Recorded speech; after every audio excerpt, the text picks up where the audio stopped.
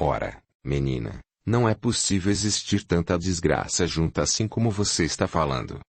Isso é exagero seu para me tomar alguns trocados. E vendo que o homem não acreditava em sua palavra, ferida pela sua descrença e recebendo as palavras de Décio como uma consideração de desonestidade de sua parte, Lúcia controlou o choro e respondeu ao desconhecido. O senhor pode até não dar nenhuma moeda para nós, mas não diga que estou mentindo sem, antes, ver a nossa realidade, falou a pequenina em tom tão triste e abatido que Décio, sensível por natureza, se sentiu um monstro ferindo assim tão sofrida criança. Está bem, menina, eu quero ver para acreditar em você. Agarrando o homenzarrão pela ponta dos dedos, Lúcia arrastava-lhe o corpo pesado até o local onde estavam os seus. Mamãe, mamãe, gritava a pequena criança de 4 anos, aproximadamente, veja, mamãe, este homem veio nos conhecer. Chamada insistentemente pela menina, Serapis procurou ajeitar-se e colocar os filhos bem à mostra, como forma de apresentar bem a mercadoria, com a finalidade de sensibilizar o transeunte e, com isso, conseguir valores um pouco mais significativos. Assim, Lúcio e Demétrio foram expostos em toda a nudez que permitisse a Décio constatar a sua condição de infelizes. Assim que chegou, Serapis saudou o visitante, dizendo: bondoso Patrício, eis aqui a nossa triste verdade. Tenho aqui meus 2 filhos pequenos nestas condições de dor e miséria e, não bastando esta condição que o senhor pode ver, tenho um outro ainda mais infeliz, que não tenho condições de trazer aqui. Em verdade, Serapis não desejava dizer que explorava o outro colocando-o na rua para pedir esmolas também, aproveitando-se de seu grotesco estado que, por si só, já era um discurso sem palavras ao coração dos menos indiferentes. Pelo que vejo, minha senhora, deve ser muito dura a vida de todos vocês. Estas 2 crianças feridas nas funções mais importantes a dificultar-lhes o desenvolvimento da própria existência, além de uma terceira, em piores condições, representam um desafio que parece ser maior do que as forças de qualquer mulher ou de qualquer bela criança como esta menininha simpática que me obrigou a vir até aqui. Observando o interesse espontâneo daquele homem que parecia simples e bom, Serapis animou-se a falar de suas desgraças. Sim, meu senhor. Não sei como tenho suportado. Creio que só o amor de Lúcia e a vontade que tenho de matar o pai destas outras crianças é que me mantém viva. Como assim? Perguntou Décio, surpreso quanto à informação e desejando permitir que Serapis desabafasse. Sim, meu senhor, acho que é o amor misturado ao grande ódio que sinto que me mantém às forças, porque não fiz estes filhos sozinha e, para minha infelicidade, fui relegado à condição miserável em que me encontro, quando o genitor verdadeiro de Lúcio e Demétrio é um homem poderoso e rico que, de maneira egoísta, nos deixou assim que constatou as aleijões dos próprios filhos. Não sei a que Deus recorrer que seja suficientemente mau para perseguir esse projeto de homem mal resolvido, que não se condói em deixar sua família exposta na rua, sem qualquer auxílio. Procurando entender melhor sem desejar parecer curioso demais, Décio arriscou. Mas não haveria meios de recorrer aos magistrados para solucionar este problema. Afinal, se ele é pai. Sim, meu bondoso senhor, mas é que para a lei estes filhos não são dele e sim de outro homem, talvez o único homem decente que eu encontrei e que, desinteressado, tentou me ajudar, dando-me um emprego no palácio daquele que o dei tanto. Agora é que estou mais confuso ainda, respondeu Décio, interessando-se pela sua história. Bem, meu senhor, nos encantos de mulher e nos interesses de homem, apaixonei-me pelo patrão que era infeliz com sua mulher insuportável, no que fui correspondida por ele, interessado em ser feliz ao lado de outra que lhe preenchesse os sonhos e lhe garantisse a prole de varões que perpetuassem o seu nome e a tradição de sua família. No entanto, como o senhor pode ver, pertencia à classe dos miseráveis que, apesar de terem um corpo ou um rosto bonito, não deixam de ser miseráveis. Assim, interessado em me manter como sua propriedade, o patrão apaixonado construiu um pouso de amor onde passamos a nos encontrar e onde fiquei grávida. Tudo ia razoavelmente bem quando, por um desses infortúnios do destino, sua esposa morreu, Ao que parece, vítima de veneno poderoso. Assim, nessas condições, ficamos ainda mais impossibilitados de nos unir, já que poderia recair sobre nós toda a acusação de envenenamento. A filha pequena da primeira união, esta menina adorável que o trouxe até nós, agarrou-se a mim e eu a ela, sem uma explicação para tamanho apego e, por isso, adotei-a como filha do coração, na certeza de que isso também facilitaria a manutenção de nossa aventurosa relação de amor.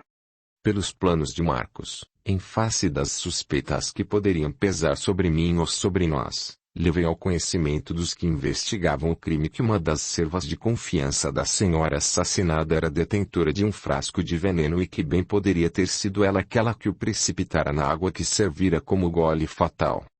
Acabou-se descobrindo o frasco do veneno, cujas características eram iguais, nos efeitos, às do veneno usado para matar a esposa de Marcos. A moça foi presa e o viúvo tudo fez para condená-la, visitando juízes para ver-se desforrada em seu orgulho ferido com a punição da serva cujas circunstâncias apontavam para a culpa flagrante. Tudo ia bem quando, em meio a todo o turbilhão das festas, as dores do parto me visitaram e Marcos fora convocado para receber os filhos que tanto desejava. Chegara aturdido, contrariado, como que pressionado por forças terríveis, mas, ainda assim, tudo esqueceu ao escutar o choro dos filhos que seriam a nossa felicidade para sempre, mas que foram, em realidade, a causa da nossa desgraça. Tão logo constatou a condição de ambos, não lhe foi suficiente o filho de ambos serem homens como ele tanto sonhara. Serem cego e aleijado foi a nossa sentença cruel, condenatória sua defesa, afastando o amante apaixonado e transformando-o em miserável fugitivo. A princípio nos ajudava com alimentos, o que nos permitia uma vida menos indigna. Depois, não sei porquê, nem isso continuou a nos ser oferecido. Venho todos os dias até aqui porque naqueles muros, disse Serapis indicando vasta construção não muito distante deles, encontra-se o palácio que me serviu de abrigo por algum tempo e serve de moradia para esse infeliz. Já cheguei à humilhação suprema de bater às suas portas a pedir informações sobre Marcos ou, ao menos, um auxílio para nossas misérias, quando fui informada de que ele se ausentou em viagem, há mais de 2 anos e que, pelo que me disseram, nada mais tinham para me oferecer. Foi então que descobri que todos pensam que estes são filhos de Licínio, o homem que um dia revelou seu amor por mim, mas que desprezei, em meu egoísmo de mulher, desejosa de maiores conquistas. Ao que parece, Licínio apresentou-se perante o magistrado que julgaria a serva acusada e, para libertar a moça, inventou mentiras que diziam ser ele próprio, o culpado pelo envenenamento. Assim, não sei porquê, não sei se para dar mais peso à sua invenção ou se para livrar a mim e a Marcos da suspeita de assassinato, Licínio assumiu a paternidade dos filhos perante o juiz que constatou a minha gravidez e tomou por verdadeiras as suas afirmações, condenando em lugar da serva, que mandou libertar e que, desde esse dia, fugiu e não deixou nenhum sinal. A partir daí, meu senhor, tenho que me manter e dar de comer a todos estes desditosos infelizes a quem me sinto ligada por laços de amor e por sentimentos de repulsa que não consigo medir quais são os maiores. Somente a pequenina Lúcia é aquela que me dá vontade de seguir lutando e que, podendo eu tê-la apresentado à porta do palácio de Marcos como a filha legítima da primeira união, não o fiz e não o faço porque não desejo me ver dela afastada. Fico por aqui, à espera da generosidade dos que passam e na esperança de encontrar Marcos a fim de que ele veja que nos reduziu e sinta dor em seu coração indiferente e mau. Interrompeu o relato para que pudesse secar 2 lágrimas que escorriam dos olhos belos e tristes que denunciavam a dor íntima e a amargura de um ódio silencioso e profundo que nutria. Lúcia tinha se afastado à cata de outros passantes e só restavam aqueles 2 desditosos seres, Lúcio, choroso e cego e Demétrio, sem os braços. O silêncio denunciava a emoção diante daquela dor familiar. Vendo emudecido, a jovem, que se permitira o arroubo da confissão, não desejando perder a oportunidade que podia lhe garantir algumas moedas, tentou aliviar o clima, dizendo: desculpe incomodá-lo com minha desgraça pessoal e nossa desdita coletiva. Mas é que ninguém nos escuta, Ninguém para ver nossa condição e, à distância, todos pensam que somos vagabundos, todos nos acusam de banditismo, muitos me chamam de prostituta, outros nos cospem, e quantos não nos enviam caixas bonitas, como presentes, mas cujo conteúdo está repleto de excrementos ou lixo apodrecido. Não se desculpe, minha filha.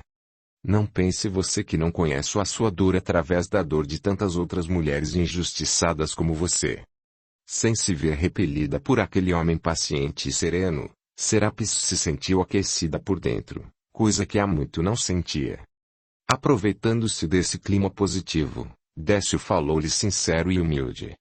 Se sua desdita é desse tamanho e se sua luta é cruel como parece pelo seu relato, talvez fosse melhor tentar um trabalho que afastasse desse tipo de acolhida a que você se refere. Ah, senhor, mas quem daria trabalho a uma mulher que tem 4 filhos, 3 dos quais são pedaços de gente, numa cidade onde qualquer doença é vista como maldição da sorte a contaminar tudo onde toca? Tantas vezes tentei serviço, mas o peso dos filhos não mantinha aberta a porta que minha beleza havia entreaberto. Pensei em jogá-los fora, em abandoná-los, mas uma dor imensa visita meu coração somente em pensar que estarão entregues aos cachorros da rua, à chuva e à fome. Ninguém dá serviço a uma mulher como eu. Falou tristemente. Sentindo que havia chegado a hora, Décio arriscou. Mas e se lhe dissesse, minha filha, que talvez eu consiga trabalho para você e amparo para seus filhos? Você estaria disposta a deixar a situação de pedinte e se tornar uma trabalhadora? Há muito tempo que os seus olhos não brilhavam de esperança. Todavia, Serapis desconfiava de todos os gestos generosos, depois que Marcos a abandonara. Ah, meu senhor, desculpe o que lhe vou dizer, mas nossa desgraça é muito grande para que acreditemos em ajuda que mais parece uma brincadeira de um destino cruel com a nossa miséria sem fim. Se o senhor está desejando brincar conosco, tenha piedade de nossa dor e não nos acene com esperanças que não existem, falou Serapis, debulhada em lágrimas de cansaço e angústia lamentosa. Tocado pela emoção daquela mulher entregue à desilusão e incapaz de pensar que poderia haver esperança para seu futuro, Décio continuou falando-lhe, paternal. Não é brincadeira ou fantasia, minha filha. Se você deseja trabalhar, tenho autorização para levar quem eu encontre pelo caminho com esse desejo para que se empregue em uma obra onde eu mesmo presto serviços e que está precisando de mãos eficientes. É um trabalho simples, mas com o pagamento garantido. Nosso patrão é o imperador e nosso chefe é um homem muito sério, rigoroso, mas muito bom. Assim, estou autorizado a levar até ele qualquer pessoa que eu veja que preenche os requisitos de nossas necessidades e, como você tem saúde, tem forças e está sem trabalho, quem sabe se não será possível que você seja uma dessas candidatas. Envolvida pela expectativa de sair daquela sarjeta suja ao pé dos palácios de mármore, Serapis respondeu, ainda não querendo acreditar. Mas, senhor, meus filhos me impedirão de atender ao horário de trabalho, além do que, pela desgraça que vestem em seus corpos deformados, são um atestado de indignidade que me condena a vagar por aí, sem esperanças maiores do que a esmola. Não, minha filha, quanto a isso não se preocupe. Para mim, o mais importante é que você deseje trabalhar e ganhar o salário sem depender mais dessa indústria da dor e da miséria. Mas o senhor acha que eu vou ter que me deitar com alguém para conseguir um emprego? Desculpe perguntar, mas não aceito mais ser usada por homens que se aproveitam de nossas carnes para saciar seus apetites sem nos conceder nem o respeito nem o amparo de que necessitamos. Percebendo os escrúpulos de Serapis no que dizia respeito ao seu interesse de homem ou ao de qualquer outro homem que estivesse desejando seus serviços sexuais acenando com a esperança do trabalho, Décio prosseguiu. Não se trata desse tipo de trabalho. Aliás, nosso chefe é o homem dos mais sérios e respeitosos e, se está solicitando a mão de obra feminina porque se trata de trabalho que os próprios homens não poderão realizar por si mesmos, já que estão empenhadores em terminar a obra antes que o imperador chegue de viagem. Além do mais, eu mesmo garantirei a sua segurança junto aos eventuais ataques de que você possa ser objeto. Quanto aos seus filhos, Isso é algo que nós cuidaremos de forma a não impedir que possa trabalhar. Nosso chefe é muito influente e, certamente, terá uma forma de garantir o atendimento dos pequenos enquanto você cuida de ganhar o salário. Vendo que todas as suas ansiedades se viam atendidas, como se uma força poderosa lhe respondesse às preces aos deuses que sempre pareceram frios e distantes, Serapis passou a chorar de emoção, buscando segurar nas mãos calosas de Décio e beijá-las, orvalhando-as com suas lágrimas, como se estivesse agarrando a única esperança real que poderia retirá-la da desdita e da fome. Sem saber o que dizer, mas desejando demonstrar o seu intenso desejo de trabalhar, rematou. Se tudo isso não é um sonho, se não é a armadilha da sedução que vem me punir as condutas erradas que já tive, se não há interesse mesquinho e se a condição de desgraçados que carregamos não impede que prestemos para suar, a partir de agora o Senhor é o benfeitor que os deuses enviaram para reerguer a nossa esperança. Sim, meu Senhor, trabalho é tudo o que eu desejo. É, sobretudo, o que mais todos nós necessitamos. Meu sonho é não ser chamada de prostituta, nem ser convidada por homens para que me deite com eles em troca de um pedaço de carne para a fome de minhas crianças. Meu sonho é não ter que disputar com os cães um lugar à sombra dos palácios, esperando pelos ossos que jogam de suas janelas ou pela compaixão que nunca chega de seus corações fechados. Ah, Senhor, se isso for verdade, esteja certo de que eu serei a mais dedicada operária dessa obra. Falando isso, continuava a beijar as mãos que Décio insistia em retirar, mas cujo ímpeto de gratidão de Serapis impedia que o fizesse. Era ele a fonte cristalina que vinha saciar-lhe a sede e reabastecer-lhe as forças. Sobre ela, as mãos luminosas de Lívia acariciavam-lhe os cabelos sujos, envolviam as limitações de Demétrio e as dores de Lúcio, ao mesmo tempo em que dirigiam a inocência de Lúcia para que todos pudessem se reequilibrar e seguir a trajetória de expiação e sofrimento que haviam, um dia, semeado nos próprios destinos. Para ver todas as partes de um audiolivro, entre no canal, e clique em vídeos ou playlist. 8. Um novo trabalho e novas alegrias. Sob os cuidados de Décio, logo no dia seguinte, pela manhã, Serapis se apresentava ao local onde seria admitida para prestar serviços gerais que incluíam o fornecimento de água aos operários, a limpeza das acomodações e dos escritórios e pequenas organizações que não importassem em excesso de esforço para a sua condição feminina. No local, já existiam algumas mulheres como ajudantes nestas funções, mas tratava-se de servas ou escravas não remuneradas, obrigadas pela sua inferior condição social a servirem sem direitos maiores do que o da comida e do descanso. Chegando ao Panteão, cuja estrutura imponente impressionava e cujo acabamento final se estava providenciando, a jovem mulher foi levada à presença de Cláudio Rufus, não sem antes ser informada de que aquele era o seu chefe e a quem deveria obedecer cegamente, sem quaisquer erros de condutas que pudessem causar algum prejuízo ao andamento das coisas. Sabendo que seria importante manter uma boa aparência a partir desses critérios, diante da oportunidade que lhe surgia pela frente, Serapis deixou de lado todas as posturas altivas próprias de seu espírito insolente, recordando-se das próprias necessidades, procurou assumir a conduta humilde e discreta, tão agradável aos olhos dos patrícios romanos. Dessa forma, não ousou levantar o olhar na presença de Cláudio, que a observava com interesse sem saber por onde começar, admirando-lhe o porte físico e o desgaste imposto pelas agruras materiais e morais. Pois então você é a candidata ao trabalho, conforme Décio me informou, falou o rapaz rompendo a expectativa. Com um aceno de cabeça a moça anuiu, mantendo o silêncio. Décio se responsabilizará por você aqui dentro, mas esteja certa de que, apesar de existirem muitos homens por aqui, nenhum deles terá coragem de investir contra a sua segurança, a não ser que você não saiba se conduzir, o que me obrigará a dispensá-la. Sim, meu senhor. Não causarei problemas dessa natureza, e se algo se passar nesse sentido, comunicarei ao senhor Décio sobretudo para que não seja de seu desconhecimento. Assim está bem. Lembrando-se dos filhos e de Domício, o leproso que ela cuidava, Cláudio enveredou por esse assunto. Segundo meu funcionário me informou, você é mãe de 4 filhos, sendo que 3 deles são muito doentes. Como é que pretende manter-se neste trabalho e conciliá-lo com os cuidados que eles pedem? Essa também, meu senhor, era a minha preocupação principal.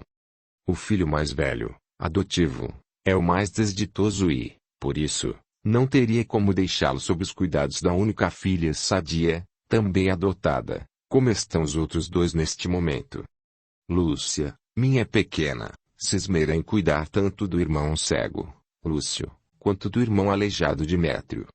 Todavia, o senhor Décio me informou que ele conseguiu uma pessoa que se incumbirá de zelar pelos meus filhos na minha ausência.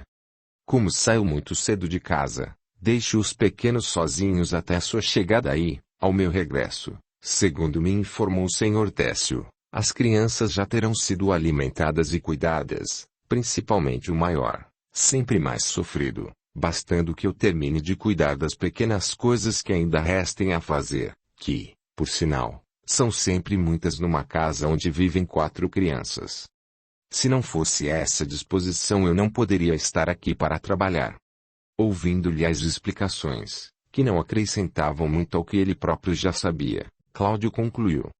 Bem, algum dia desses gostaria de conhecer seus filhos, se isso não for algum problema para você, porque costumo procurar auxiliar as crianças que sofrem de alguma maneira. Se não houver oposição de sua parte, marcaremos uma visita para que os possa encontrar na sua presença.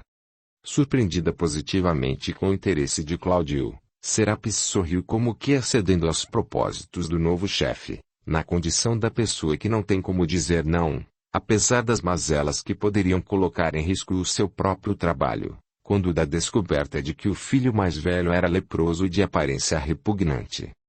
Com isso, foi dada por terminada a primeira entrevista entre os 2, encaminhando-se a mulher para as rotinas que aguardavam, pelas mãos do próprio Décio que, depois de ter se livrado dessas tarefas, regressou para terminar de conversar com seu superior. Pois então, senhor Cláudio, desculpe-me a ousadia de já trazer a jovem para o trabalho, sem antes consultá-lo. Mas as circunstâncias foram tão positivas que me senti compelido a aproveitá-las da melhor maneira, não deixando oportunidade para que a má sorte estragasse os seus planos. Fez muito bem, Décio. Eu só tenho gratidão por seu empenho na solução dessa tragédia que me tocou o coração. Você notou o constrangimento dela ao receber o meu pedido de visitar-lhe os filhos. Certamente teme que a condição de pestoso de Domício a faça perder o trabalho, diante das inúmeras reações contrárias que são tão comuns em nossos dias ao contato com pessoas enfermas como ele. Senhor, eu também percebi a sua postura reticente. E quanto ao restante, Décio, ela contou-lhe mais algum detalhe sobre sua vida. Senhor Cláudio, em boa hora as forças superiores cativaram seu coração em favor dessa família. A moça estava tão desesperada que não precisou de muito para abrir o cofre de seu coração e relatar-me, ainda que por cima, o drama no qual se envolveu e que a levou da condição de quase senhora para o estado de mendiga vulgar. E falando isso, relatou a Cláudio todos os pormenores da conversação, sem esconder nada, nem as impressões emocionadas que perpassaram pela alma da moça quando ele lhe propôs o trabalho como fonte de renda segura para a família. Vendo os olhos de Décio também umedecidos pelo pranto da emoção, Cláudio se deixou invadir por um estado de elevação espiritual que lhe era próprio ao grau de evolução de sua alma, sentindo que a sua conduta estava de acordo com as vontades daqueles a quem chamava de deuses de sua tradição. Na sua alma, vibrava a estrela da bondade que o tornava muito diferente dos demais homens desse período e, ainda que mantivesse sua vida dentro dos padrões da normalidade social de seu tempo, cultivava atitudes e sentimentos que o elevavam no conceito moral por demonstrarem suas qualidades. Enlevado por tais vibrações, Cláudio disse a Décio, depois de retirar 2 pequenas bolsas de dentro de uma caixa que lhe servia de cofre de segurança. Pelo estado da família, creio que será importante que você faça chegar às mãos de Serapis um adiantamento de salário, para que ela tenha recursos que compensem a falta das esmolas diárias que conseguia quando se dedicava a pedir nas ruas. Como, agora, acredito, Nem ela nem os filhos se acham nessa tarefa, faltará com o que comprar necessário. Assim, diga-lhe que, em nome do imperador generoso, Ola receberá o adiantamento para que não se desespere e que, todos os meses você, Décio, estará incumbido de proceder ao abastecimento de sua moradia com alimentos para que os filhos não passem privações maiores. Eis aqui as moedas necessárias para esse adiantamento e para a compra dos gêneros indispensáveis. Entregou-lhe a primeira bolsa com tais recursos para que o operário, no momento de levá-la de regresso à casa, pudesse lhe entregar, informando-a das determinações de Cláudio. Segurando a segunda bolsa nas mãos, entregou-a a Décio, que não entendera para que se destinara aquele segundo montante de recursos. Vendo seu olhar de curiosidade e dúvida, Cláudio continuou. Esta segunda bolsa, Décio, é uma recompensa pelos seus bons ofícios junto dessa família de necessitados, auxiliando-me com a discrição que você soube manter e com o bom senso que seu espírito generoso soube desenvolver. Não entenda isso como pagamento ou adiantamento. É apenas um gesto de gratidão que gostaria que você aceitasse, já que pretendo valer-me de seus bons ofícios para novas tarefas. Além do mais, há a despesa com a pessoa que vai cuidar dos filhos de Serapis em sua ausência. Embevecido com a atenção de que se via rodeado, da consideração de que era objeto, Décio abaixou a cabeça e disse, emocionado: Senhor, nunca ninguém levou em consideração qualquer coisa que eu tivesse feito, raramente dirigindo-se à minha pessoa como se eu fosse gente de verdade. A maioria me tratava como animal de carga, só isso. Assim, o fato de o Senhor ter me considerado digno de uma tarefa tão nobre como essa já representa para mim um régio pagamento, porque me oferece um tratamento que eu achava que nunca mais iria receber de ninguém. Esteja certo de que isso vale mais do que qualquer moeda que o Senhor puder me pagar como prêmio por algo que, estou certo, não o fiz por meus próprios méritos, mas, sim, por causa do apoio dos amigos divinos. Além disso, a pessoa que aceitou me ajudar, nada está me cobrando para amparar as crianças. Em nossa comunidade pobre, temos o hábito de os menos ocupados auxiliarem em pequenos serviços aos que mais necessitem. Assim, a mulher que estará amparando os filhos enfermos de Serapis é pessoa bondosa que o estará fazendo por amor. Ela própria tem um filho e, sabendo o quanto é difícil a criação de uma criança, imagina como será, então, de 4, sendo 3 tão doentes.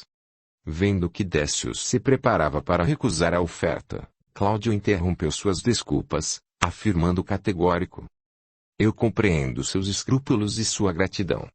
No entanto, não aceito não como resposta. Já fui informado de que você é um homem generoso e que muitas pessoas o procuram por aqui para solicitar seus préstimos ou sua ajuda. Seus modos gentis e humanos me demonstraram ser verdade essa informação e, sabendo que essa conduta não é compatível com a de um romano da nossa tradição indiferente e egoísta, estou certo de que, ainda que sendo romano de nascimento, suas crenças o transformaram em algo melhor do que o normal dos nossos cidadãos. Assim, estou seguro de que, dessa pequena bolsa, não haverá benefício que se restringe apenas aos seus interesses, mas, ao contrário, sei que muitos outros aflitos encontrarão consolo em suas pequenas moedas com as quais, tenho certeza, você tratará de amparar-lhes as desditas, dando curso à bondade de sua alma. A avaliação de Cláudio era um fulminante raio a desvelar todo o interior de Décio que, envergonhado perante as referências elogiosas, não sabia como esconder a vermelhidão de seu rosto. Cabisbaixo, mantinha-se quieto, sem saber o que dizer ou fazer. Está resolvido e vamos acabar logo com esse assunto. Há muito trabalho a ser feito e preciso de sua força tanto nas rotinas finais da obra quanto na atenção sobre a jovem para que tudo corra como estamos planejando. Sentindo-se envergonhado perante a generosidade material de Cláudio, Décio secou os olhos úmidos na barra de sua roupa surrada de trabalhador braçal e só pôde dizer: Senhor, em nome dos famintos de Roma, eu agradeço a sua generosidade, que os irá aliviar em suas angústias. Obrigado. Que Deus o abençoe. E dizendo isso, retirou-se. Ali permaneceu Cláudio, pensativo e sensibilizado pelas emoções que o alimentavam de ideais nobres e bons. Enquanto isso, a rotina da família se alterava significativamente. Indicada por Décio, a nova ajudante da casa, Flávia, se apresentara no ambiente do lar modesto quando Serapis já havia ido para o trabalho na companhia de seu benfeitor. É que, também, ela precisava cuidar de seu pequeno abrigo antes de sair a ajudar nos cuidados para com as misérias alheias. Décio já havia informado Serapis de como iriam proceder e, com isso, Lúcia já sabia que uma mulher viria ajudar por algumas horas, nos cuidados com os pequenos. Por sua vez, Décio também informara a sua colaboradora que o lar era o pouso de 3 crianças doentes e que ela não se espantasse com o que iria encontrar. Estavam todos a serviço de Jesus no lar desditoso daquela família, para que, através do trabalho, todos pudessem encontrar um destino melhor. Imbuída dessa boa vontade, apresentou-se a voluntária do bem na casinha que, outrora, havia sido o pequeno palácio de Serapis e Marcos, trazendo a boa vontade das criaturas que se alegram em fazer o bem pelo bem, com o privilégio de sentir o amor de Jesus a iluminar seus atos desinteressados. Décio havia feito menção de pagar-lhe os serviços, mas, recusando qualquer pagamento, a jovem mulher afirmara que devia muito a Jesus para trocar seu suor espontâneo por algumas moedas romanas. Ela se doaria no horário disponível e, ainda que não conhecesse a mãe dessas crianças, já se sentia condoída por sua situação de penúria e angústia porque, ela própria, na idêntica condição de mãe, aquilatava com maior exatidão o que deveria ser o sofrimento materno diante da aflição de 3 de seus 4 filhos. A compaixão que Flávia sentira pela história trágica daquela mãe enchera seu coração de vontade de ser útil, sobretudo pelo fato de a necessitada não saber quem a estaria ajudando, por não se encontrarem ao longo do período do serviço. Relembrava, assim, do ensinamento de Jesus, que ensinara que a mão esquerda não deve saber o que a mão direita está fazendo, no sentido de que deveríamos fazer o bem sem que isso fosse do conhecimento dos outros ou proporcionasse a sua gratidão. Assim, já no primeiro dia, depois de terminar os afazeres domésticos em seu lar humilde no qual vivia na companhia da mãe envelhecida e do filho, saiu em demanda da vivenda, conforme Décio lhe havia orientado. Ali chegou pelo meio da manhã, batendo na porta conforme haviam anteriormente combinado, num código pré-estabelecido para que Lúcia permitisse o ingresso da nova ajudante da família, segundo as orientações de Décio.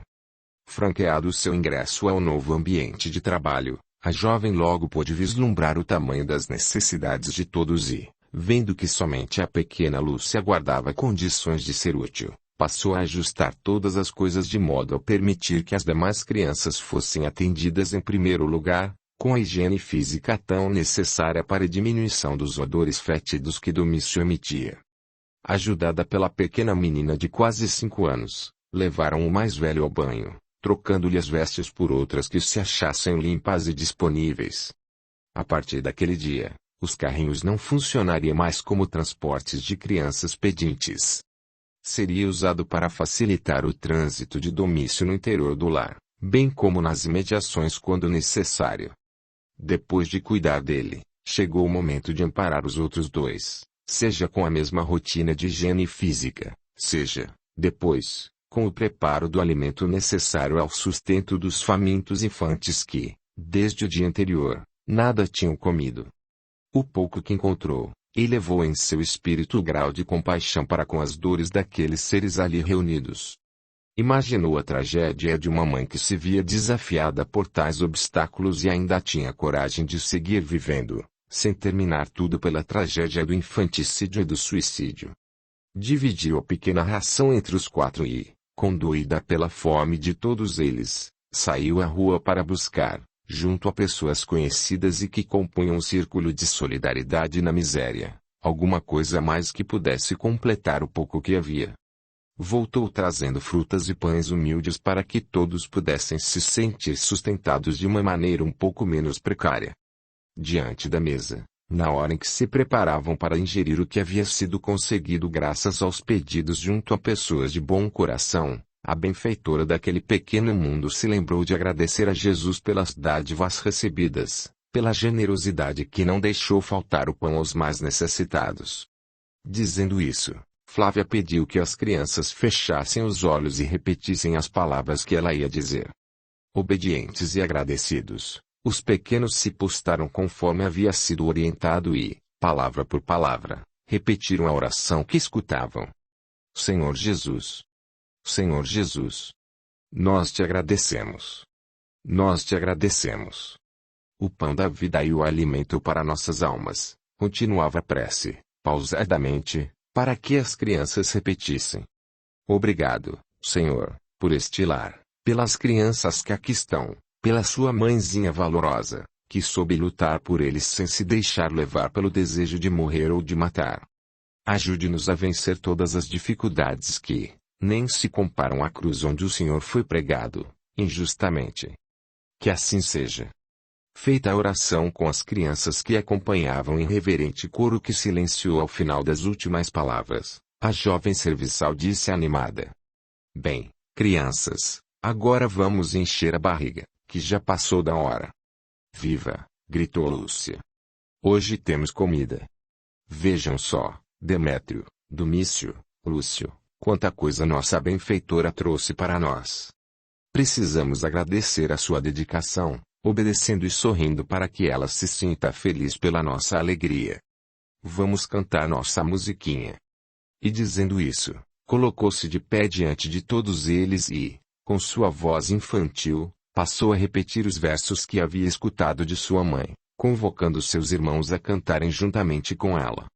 Na dureza ou na miséria, somos sempre solução. Quando temos, dividimos. Quando não, viramos pão.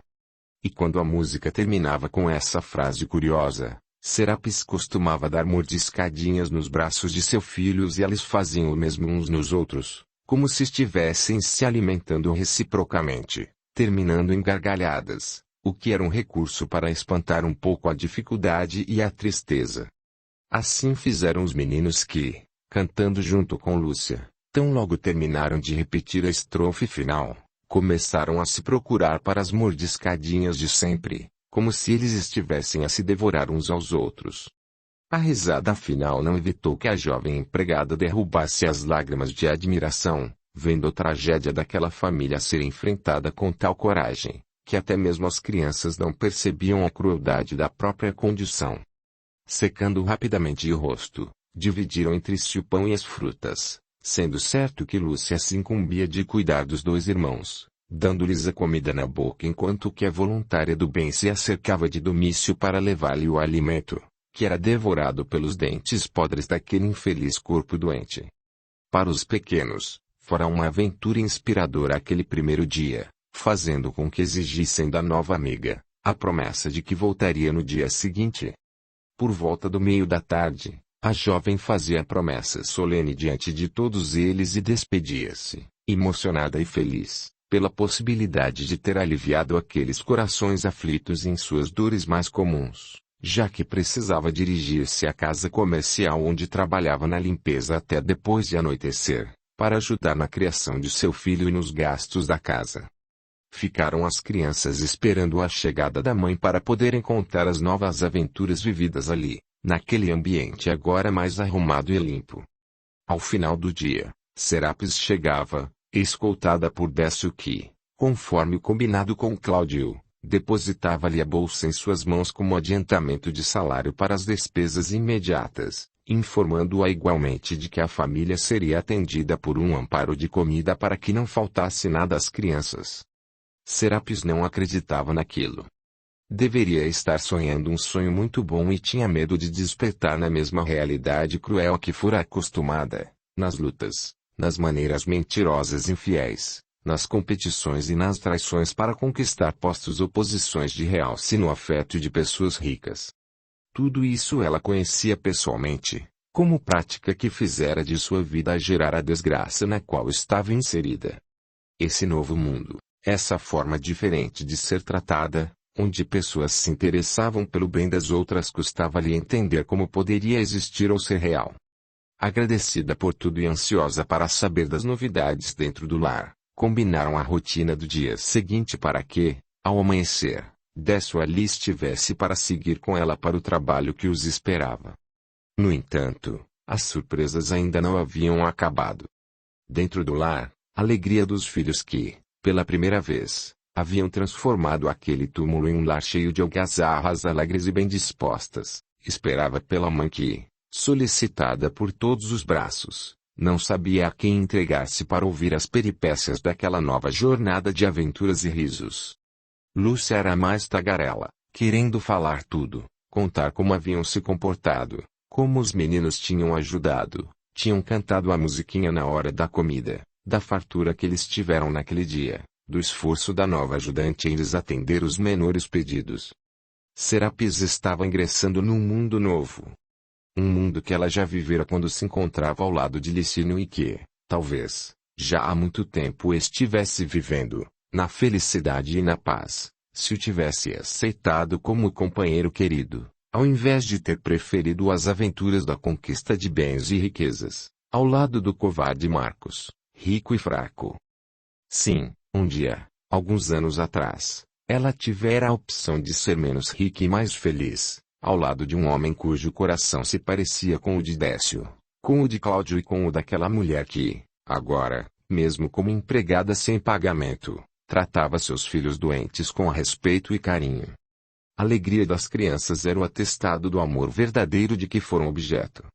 Amor que Serapis nunca conhecera porque sempre preferira as emoções das paixões desenfreadas e loucas, as sensações da sexualidade desajustada e a euforia da posse sem fundamento na sabedoria de contentar-se com menos para a garantia da própria felicidade duradoura. A bondade de Jesus e dos espíritos amigos começava a envolvê-la para que ela também descobrisse a bondade que estava guardada dentro de seu próprio coração. 9. O ponto de vista de Marcos. Havia sido um dia muito difícil aquele em que ele descobrira a condenação do melhor amigo, Licínio, tanto quanto se obrigara a presenciar-lhe a execução depois do breve colóquio que mantiveram no calabouço do atualmente chamado Coliseu. O choque e as dificuldades da vergonha, a incompreensão das coisas, a constatação de que o amigo estava morrendo para salvar uma serva que, à vista da maioria dos romanos importantes, não possuía qualquer valor como ser humano, era algo inusitado e absolutamente estranho àquela sociedade egoísta e o seria igualmente para Marcos, se não conhecesse o caráter nobre de seu administrador. No entanto, conhecê-lo como se conheciam tornava ainda mais difíceis as coisas, no aspecto moral, já que Marcos, em realidade, acabara sendo aquele que gerara todas as consequências, ao tentar obrigar a condenação de Lélia como culpada da morte de sua esposa Drusila, subornando autoridades e usando de sua importância e de seu dinheiro para impedir qualquer julgamento demorado e justo. Não tendo conseguido salvar a jovem pelos apelos diretos que fizera, Licínio não se viu com opção outra a não ser a de assumir a culpa, forma que possibilitaria, inclusive, a liberação de seu amigo Marcos e de sua amante, Serapis, de quaisquer culpas, permitindo que, com o tempo, viessem a se unir e reconstruir um lar para Lúcia e para os filhos que ela carregava no ventre. Tudo isso pesava na consciência do patrício imaturo quando presenciara o ato final de Licínio, a cantar o hino cristão com o qual se despedia da vida física, nos braços de seu velho amigo e tutor espiritual, Zacarias. Não mais suportando a dantesca cena que apequenava aquela gloriosa Roma de mármoras e sangue, leis e injustiças, Marcos deixou o recinto tenebroso onde a multidão exultava com o espetáculo e dirigiu-se para seu pequeno palácio onde se ocultava das vistas de todos os demais e onde passava instantes de idílio amoroso junto de Serapis. Não nos esqueçamos de que, dentro dos planos de Marcos para a condenação de Lélia, logo após a morte de Drusila, encontrava-se a viagem dele e Lúcia para o interior, com a desculpa de sair do ambiente triste e funéreo que o falecimento da esposa instalara, buscando levar a filha aos parentes da falecida, residentes em distante interior agreste. Serapis partiria antes dos dois, como se os fosse anteceder na viagem com as bagagens, mas, em realidade, assim que deixasse o palácio, seria levada para a vivenda onde estavam acostumados a se encontrarem clandestinamente, ali permanecendo até que Marcos voltasse sigilosamente da viagem para trazer-lhe a filha a fim de que permanecesse em sua companhia. Somente Licínio saberia de todos os detalhes de seu plano e essa medida evitaria a constrangedora constatação da gravidez de Serapis por todos os demais empregados e serviçais do palácio enlotado. E agora que o administrador estava morto, ninguém mais conhecia os segredos e o paradeiro nem de Serapis, nem de Lúcia nem de Marcos, todos os empregados supondo que se encontravam em distante região. Ferido na alma, no regresso do Coliseu foi o pai agradavelmente surpreendido pela chegada do momento mais importante em seus sonhos masculinos, aquele em que uma mulher lhe concederia um filho homem, para dar prosseguimento ao seu nome, às tradições de sua família e ao culto dos antepassados. Surpresa essa que se mostrou ainda maior quando a mulher que fazia o papel de parteira lhe comunicou o fato de que ele, em realidade, era pai de 2 meninos. Tão logo fora recompensada, tratou a senhora de ausentar-se o mais rápido possível porque sabia que, em questão de poucos minutos, o mundo de sonhos e esperanças de Marcos desabaria quando da constatação dos filhos deficientes que o destino lhe houvera endereçado. E assim aconteceu. Ao vislumbrar as criaturas pequeninas e mal formadas, o golpe em sua alma atingiu proporções ainda mais profundas, graves e danosas. Já se achava um indigno amigo, um desditoso companheiro que não soubera dirigir as cordas do destino a ponto de impedir o sacrifício de Licínio. E o seu mais ardente sonho se transformava em pesadelo ao constatar que ele acabaria sendo motivo de ironia de toda Roma caso assumisse como seus aqueles filhos deformados, que o destino, a prudência e generosidade de Licínio haviam assumido como prole dele próprio. Todavia, fosse pela crueldade presenciada no circo com a tragédia a que foram submetidos os cristãos no poste do martírio, fosse porque uma voz íntima o advertia dos compromissos espirituais para com aqueles que lhe chegavam ao lar, Marcos não se animou a providenciar o descarte daqueles corpos defeituosos junto ao lixo público da cidade que, costumeiramente, recebia os corpos deformados de inúmeras crianças que não eram aceitas pela família ou que, por seu estado de debilidade ou má formação, traduzir-se-iam em vergonha para aqueles que as haviam engendrado.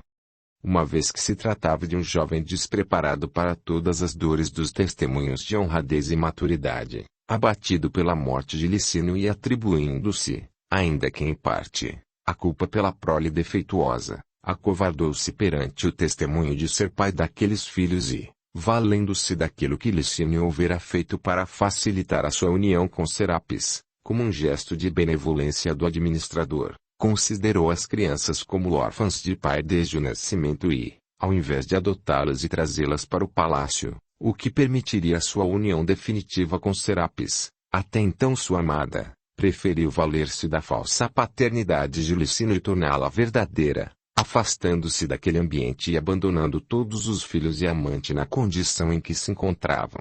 Regressou naquela mesma noite fatídica, tomando o rumo da propriedade rural para onde tinha se deslocado antes, deixando não apenas a mãe de seus filhos abandonada à própria sorte, mas, igualmente, a própria Lúcia que, nessas alturas, era a expressão de um passado que ele não desejava relembrar, Drusila, e de um futuro que ele não mais desejava construir ao lado de uma amaldiçoada produtora de aberrações, Serapis.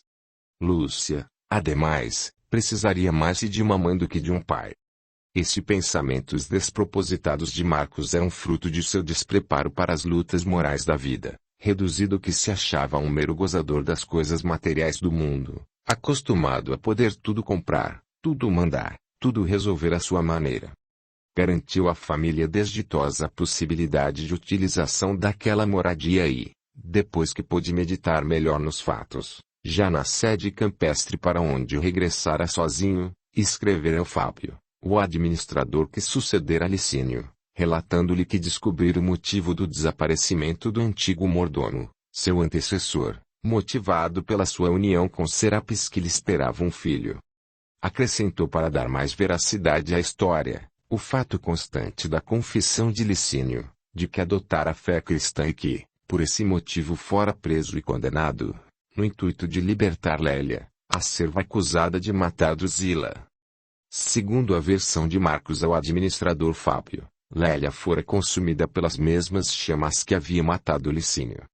Restara Serapis, mãe de 2 filhos doentes, herança póstuma de seu melhor amigo, Licínio. Assim, através da mencionada carta, Marcos determinava a Fábio que se ocupasse de atender às necessidades da família do amigo e que o fizesse ainda antes do seu regresso ao palácio. Dessa maneira, Marcos pensava organizar o mundo ao seu redor segundo os seus mais interessantes e convenientes objetivos, afastando Serapis de sua companhia e mantendo-a como amante de Licínio, abrigada em um local seguro, ainda que simples, ajudada pelo apoio de alimentos que lhe mandara o novo administrador remeter através de seus servos de confiança até o local onde vivia a nova família. Por isso, quando Marcos regressou da propriedade afastada ao seio de seu antigo lar, encontrou as coisas mais ou menos encaminhadas, com a garantia de Fábio de que havia adotado as medidas exigidas pelo seu patrão no documento remetido antes e que, como amigo e subalterno de Licínio, jamais houvera imaginado que o falecido antecessor mantivesse um caso íntimo com Serapis tão bem guardado. Na acústica de sua alma, Marcos se esforçava por manter apagadas as mais ternas lembranças dos momentos de prazer e enlevo que houvera vivido ao lado da serva querida, agora caída em desgraça pela infausta maternidade que lhe colocara nas mãos 2 seres amaldiçoados como filhos. Proibira que se comentasse qualquer coisa sobre Drusila, sobre Licínio, sobre Serapis e sobre o triste destino de todos eles. Em realidade, explicara a Fábio apenas parte da história sobre o afastamento de Serapis do palácio, já como medida de impedir que o seu estado de gravidez, cuja coautoria atribuía a Licínio, viesse a ser descoberto pelos demais serviçais e acabasse comprometendo a honradez tanto do importante funcionário quanto do próprio patrão, surpreendido por uma ocorrência que atestava uma intimidade e uma licenciosidade indignas da austeridade de uma casa patrícia como era sua.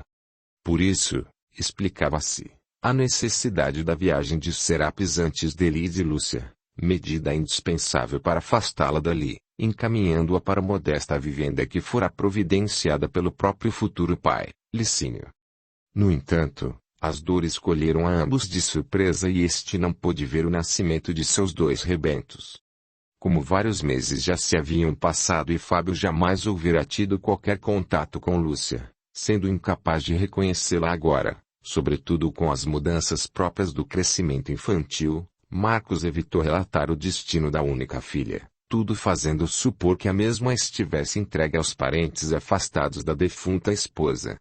Fábio e qualquer servo do palácio, com exceção de Lélia, seriam incapazes de reconhecer Lúcia, depois de tanto tempo sem encontrá-la.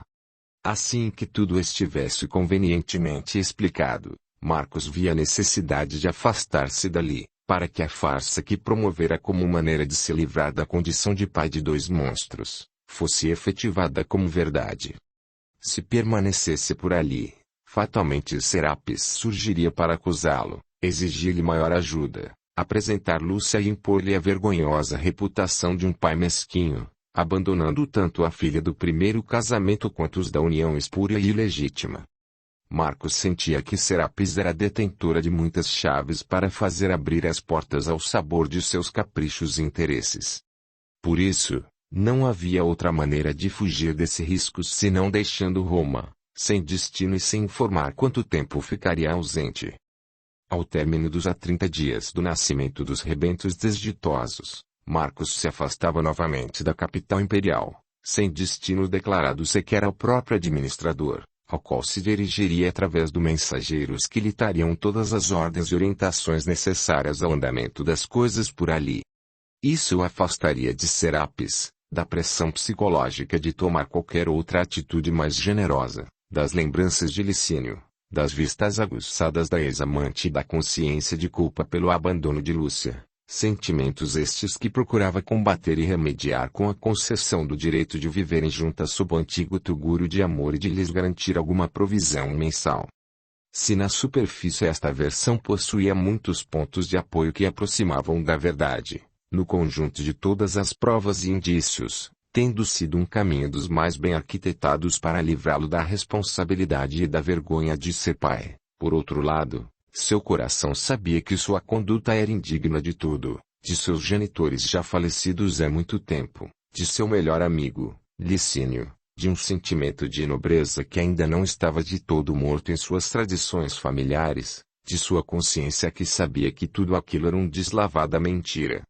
Mesmo seu afeto ainda tremia ao fixar a figura de Serapis, a amante calorosa e explosiva, dócil e segura, frêmito-se que Marcos procurava afastar de imediato, a fim de não se sentir amolecido em suas fibras masculinas que decidiram qual o caminho que sua vida tomaria.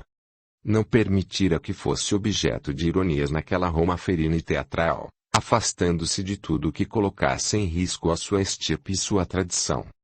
Afastou-se como quem sai para a longa viagem que, de resto, não excluiria nem mesmo uma estrela do Mediterrâneo, em busca dos encantos da Grécia ancestral, com seus monumentos e tradições de beleza. Por esse motivo, mesmo que abandonada na condição de vítima inocente da maternidade de filhos inúteis para a vida de glórias, Serapis não conseguiu restabelecer mais qualquer contato com o pai de seus filhos, tendo buscado informações em todos os lados, solicitado a colaboração de pessoas que pudessem ajudá-la a encontrar Marcos, recebendo sempre a mesma notícia. Marcos havia viajado sem data para voltar. E por mais que já se tivessem passado mais de 2 anos de todos estes fatos, Marcos continuava carregando consigo todos os conflitos de um coração que sente saudades da mulher amada, mas não deseja, em hipótese alguma, dividir-lhe o fardo, aceder-lhe a companhia, comungar com ela das lágrimas que deveria estar derrubando.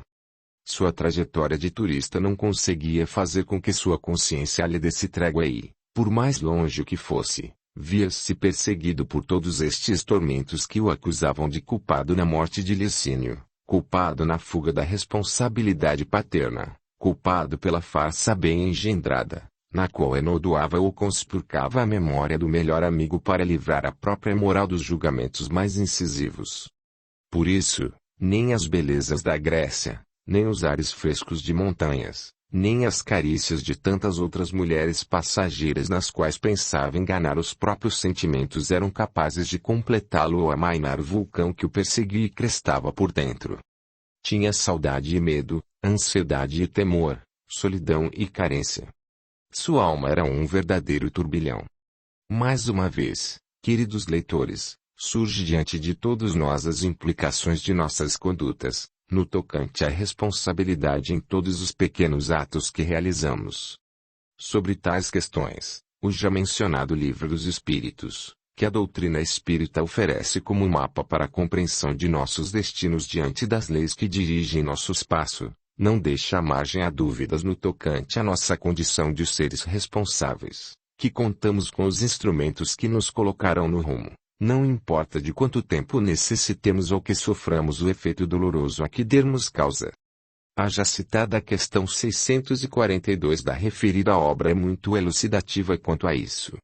Para ser agradável a Deus e para garantir o próprio futuro, não basta não fazer o mal, como muitas pessoas imaginam e se justificam em seu egoísmo e indiferença disfarçado de escrúpulo e nobreza. Não é pela inércia no mal que se conquistará qualquer benefício na ordem evolutiva. É indispensável que possamos fazer o bem, no limite de nossas forças.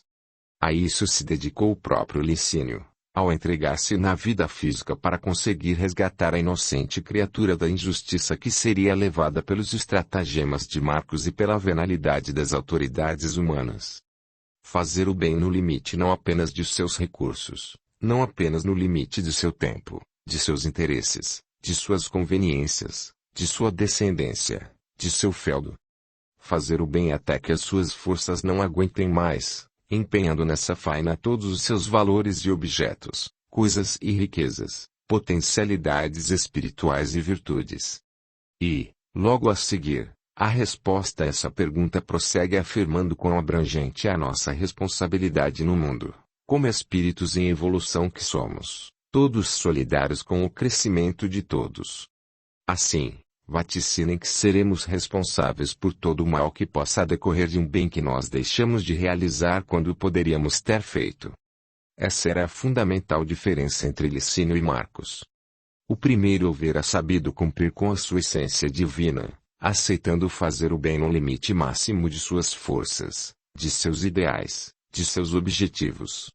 O segundo se limitará a tentar amparar a distância, fugindo à responsabilidade dos próprios atos, acovardado diante dos efeitos da semente que houvera plantando no caminho, sem nos esquecermos de que, na vida anterior, como sábio, havia maculado as próprias mãos com o envenenamento involuntário de Zacarias, quando tinha a intenção de matar Pilatos, para agradar a então igualmente amante Fúvia, a mesma amante Serapis de agora.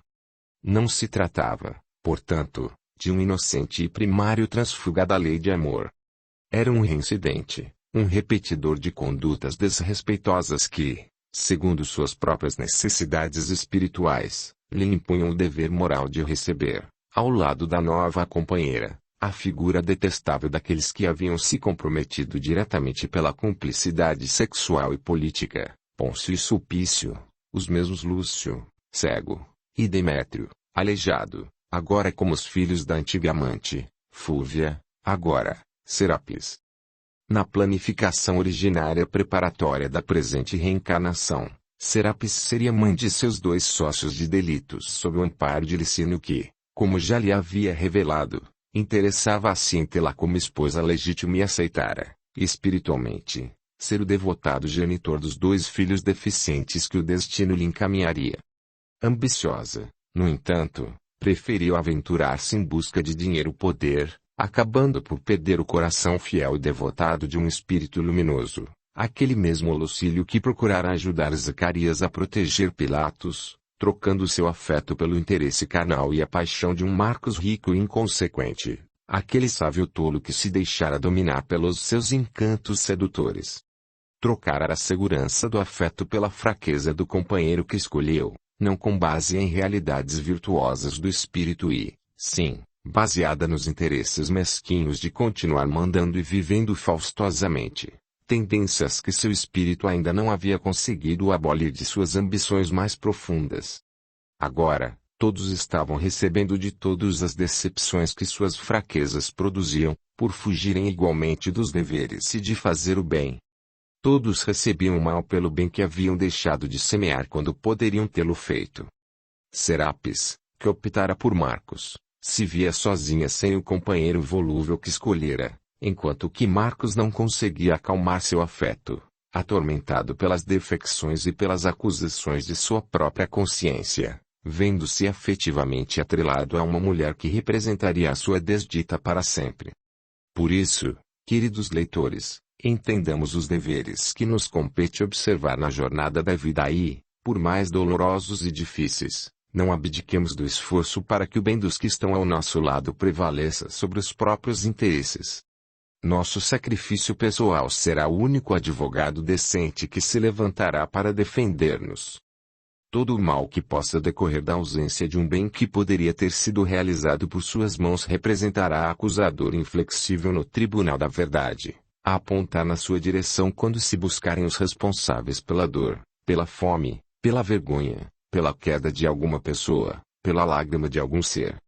Por esse motivo é que a vida é tratada com tão elevada consideração por todos nós, espíritos que os amamos tanto, já que cada sentimento de bondade expressado em gestos ou palavras é riqueza de valor inestimável, enquanto que cada minuto perdido, cada dia, cada mês ou cada ano, é a repetição das velhas sementeiras dolorosas que, até os dias de hoje, estão ferindo tanto suas roupagens físicas, na forma de tumores ou enfermidades, quanto suas almas imortais, na forma de consciências de culpa, cáusticos da mente e do espírito, a converterem-se, mais cedo ou mais tarde, em outras inúmeras doenças da matéria, se a nossa vontade de corrigi-las não nos encaminhar para o exercício do amor de maneira redobrada e incansável. Não se esqueçam de uma coisa, queridos leitores. Entre todos os que estamos aqui, no mundo de hoje, encarnados ou desencarnados, não existem inocentes. Só há culpados. Por isso, lutemos para que nossas experiências no bem nos defendam e para que nossa consciência mortal, verdadeiro juiz inflexível de nossas culpas, finalmente, nos absolva. Audiolivro realizado pelo canal Surya Chand Audiobook 10. Confissões no trabalho. As novas atividades de Serapis produziram uma transformação em seu espírito, uma vez que, deixando a condição de mendicância que se impusera como forma de tentar solucionar os problemas da criação da prole sem recorrer ao assassínio ou ao abandono dos filhos desditosos, a sua alma passou a assimilar forças novas, aumentando a confiança na solução de todos os problemas materiais que tanto os afligiam. Além do mais, a companhia constante de Décio e a solicitude de que se via cercada, fizeram com que Serapis sequer percebesse as gotas de suor que lhe escorriam pela face, no vai e vem, no sobe e desce, no carregar água, no organizar objetos e no limpar os gabinetes improvisados nos quais Cláudio se reunia com seus principais ajudantes. A alegria dos filhos ao contato com Flávia em seu lar lhe produzia uma tranquilidade segura e, por tudo o que estava recebendo, ainda que o ódio que nutria por Marcos corroesse seus mais íntimos pensamentos, naturalmente se sentia ligada aos seus benfeitores, principalmente a Décio que, na sua maneira séria e respeitosa, transformara-se em verdadeiro pai, ao observar-lhe as necessidades e preservá-la dos riscos junto a homens rudes e grosseiros. Graças à sua vigilância, pôde se sentir segura ao transitar com sua beleza e vigor por meio de criaturas acostumadas a desrespeitar a condição feminina. Décio era sua garantia e todos os homens ali não se animariam a ter que enfrentar a estatura e os músculos daquele obreiro firme que se impunha não somente pelos exemplos e pelas palavras, mas, igualmente, pelo tamanho. Como lhe houvera garantido, sua condição de serviçal impunha um serviço que a calçada não exigia na situação da mendicância. No entanto, ao cumprir suas obrigações corretamente, sentia-se capacitada a ganhar o pão indispensável para o alívio de seus sofrimentos e para a concretização de seus sonhos de, mais cedo ou mais tarde, retomar o que julgava ter-lhe sido tirado, ou seja, a condição de senhora no palácio de Marcos. Por sua cabeça passavam meios de vingança, como, infelizmente, costuma ser a conduta de muitas mulheres que se veem preteridas da ordem afetiva. Se a condição emocional infantil de certos homens desimpõe a dolorosa situação da solidão, ao invés de entenderem essa experiência como fonte de enriquecimento que lhe propiciará desenvolver maiores virtudes na luta e na superação das adversidades, resvalam, ao contrário, para o abismo da autoflagelação, do vitimismo, da pessimista interpretação de que são injustiçadas criaturas a merecerem a desforra contra aquele que as abandonou. E no seu psiquismo sonhador, quando o ferimento se instala sem o combate da fé e da razão esclarecidas, deixado ao sabor da ventania do rancor e do ódio, a fagulha da tristeza se incinera e se transforma no incêndio enfurecido da vingança, traçando planos nos quais pensa infundir aquele que tergiversou nos compromissos do afeto a justa contrapartida da dor e da decepção, devolvendo-lhe ferida por ferida, como a se igualar no lamaçal da indignidade e do crime.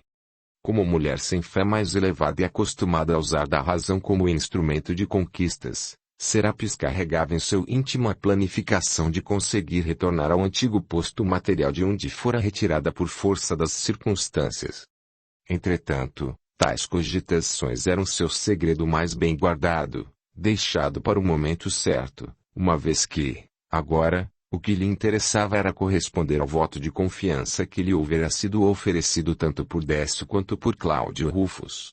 Este, por sua vez, nas poucas vezes que encontrava a jovem, sempre se interessava por saber como iam as coisas, como estavam se comportando seus homens a respeito da sua presença, e, naquele dia, já alguns meses depois do início de suas tarefas, Cláudio lhe questionava sobre o tratamento dos operários como forma de começar a conversa, ao que ela, prontamente, respondia. O senhor Décio é a minha garantia e, graças à sua proteção, estou em paz podendo fazer meu trabalho, senhor Cláudio. Isso é muito bom, Serapis. Apesar de meus compromissos constantes, tenho observado que as coisas estão melhores, que o lugar está mais arrumado, que os homens estão mais atendidos, não precisando interromper o trabalho com a desculpa de se abastecerem de água. Enquanto Cláudio conversava com ela, seu olhar perscrutava aquela jovem que, apesar de possuir os contornos físicos harmoniosos e inspiradores, se via, assim, tão prematuramente, levada à condição maternal difícil e complicada. Sem desejar perder a oportunidade de se esclarecer, sobretudo com relação a Domício, que não lhe saía da cabeça, Cláudio perguntou-lhe: até agora, Serapis, ainda não consegui compreender como é que, dentre todos os filhos que você já possui, uma menina que não foi gerada em seu ventre, mas que, na prática, sua alma acolheu como filha, e dois outros meninos que você gerou e que se apresentam doentinhos, ainda houve condições de acolher a Domício, tão sofrido. Como foi isso?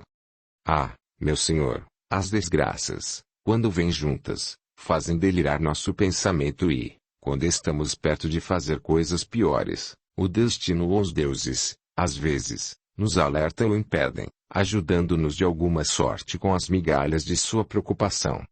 Continuou sem entender, Serapis. Bem, meu senhor, disse a jovem, passando as mãos pelo rosto suado, eu acabara de ser mãe de dois infortunados que, por si só, me tiraram todas as esperanças de felicidade. No início, cansada do parto, perdi os sentidos e adormeci profundamente. O silêncio do ambiente e a condição do esforço físico prolongado me impuseram essa estafa que os homens, muitas vezes, não entendem ou aceitam. No entanto, dormi profundamente, com a alegria íntima de ter correspondido ao máximo na felicidade do eleito de meu coração que, tanto desejando ter um filho homem, fora agraciado com dois. O senhor deve imaginar a minha surpresa terrificante quando, ao acordar no dia seguinte, quando o sol já ia alto, esperando receber o carinho e o devotamento do companheiro feliz e orgulhoso, a me considerar a sua devotada cara à metade, sou surpreendida pela tripla tragédia. Mãe de dois filhos deformados e abandonada por aquele que, até então, considerava como a base de meus sentimentos mais puros. Foi uma situação desesperadora para mim. A visão de Lúcio, de órbitas murchas e de Demétrio, sem os braços, aliada à solidão como sentença injusta por tudo que eu vera suportado, sem um adeus, sem uma explicação, sem qualquer entendimento que pudesse garantir o futuro material a que estaríamos expostos, criou em meu ser uma vertigem de aflição e desespero até hoje difícil de suportar. Tão logo recobrei as forças, amparada pela serva que ficara no lar no período da gravidez, pus-me de pé e deliberei convocar Marcos a uma conversa mais direta, enviando-lhe um bilhete através da empregada. Referida mensagem retornou lacrada como houvera sido mandada, com a informação obtida pela serviçal de que Marcos tinha se ausentado já há alguns meses com a filha, como aliás, houvera sido combinado por nós mesmos, depois da morte de sua primeira esposa. Como vê, Marcos não tinha se dirigido para o palácio. Logo imaginei que houvesse tomado o destino da fazenda no interior, o que me causou mais desespero ainda. Vendo meu estado, a mulher que ali me servira até aqueles dias, acostumada às tragédias tão comuns como a minha nesta cidade sem compaixão, aventou-me a possibilidade do descarte dos filhos junto aos detritos da cidade, o que, ao meu espírito de filha quase enjeitada por pais indiferentes me doía ao coração. Imaginar estes pequenos seres mordidos por formigas, devorados pelos ratos e pelos urubus antes mesmo que estivessem mortos, me arrepiava inteira e a repulsa de meus sentimentos me impediria de agir dessa maneira. No entanto, aventou ela outra hipótese. Falando-me de que não precisaria encaminhar a morte pelo abandono, lançou-me à mente a ideia de doar os pequenos, colocando-os junto à coluna lactária existente no Fórum das Verduras local onde se comercializavam os produtos do campo na antiga Roma, nas margens do rio Tibre, onde os enjeitados são, muitas vezes, encontrados por pais ou mães que desejam filhos sem poderem obtê-los. Eu já ouvira falar dessa prática tão comum em nossos meios, mas jamais havia presenciado seu funcionamento. Assim, disposta a dar esse destino, quis, antes de agir, ver como se davam as coisas.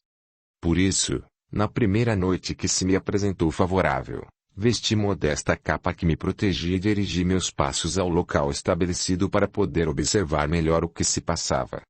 Oculta pelo véu da noite e da larga vestimenta singela e tosca, passei despercebidamente e me coloquei em um local de onde pudesse observar melhor. Não tardou para que percebesse vultos escuros esgueirando-se por entre as pilhas de caixotes rústicos, carregando pequenos embrulhos e depositando-os no chão, junto à referida coluna que, naquela noite em que pude presenciar o destino de tais infelizes, receberá mais de 6 desditosos enjeitados. E se as mães que abandonavam valiam-se da mais absoluta penumbra para deixarem o fruto indesejado de suas aventuras no chão frio, por entre os legumes e verduras, vez por outra alguém surgia carregando pequena lâmpada de azeite, como quem procura vencer a escuridão e avaliar o tipo de criança ali depositada. Pude perceber que despiam-na por completo para examinar seu estado geral e, mais de uma delas se viu rejeitada porque, ao que pude presumir, não eram perfeitas na forma ou tinham traços não muito típicos dos romanos, mas se parecendo com rebentos de estrangeiros, com suas características típicas. Ali percebi que meus filhos não teriam qualquer chance. E se o engano ou a escuridão os ajudasse a conseguir um pai ou uma mãe, tão logo clareasse o dia e se constatasse melhor o estado geral, o destino do lixo estaria, certamente, marcando o trajeto que lhes seria imposto. Dispunha-me, assim, a deixar o local, quando tive minha atenção voltada para um gemido que vinha das redondezas.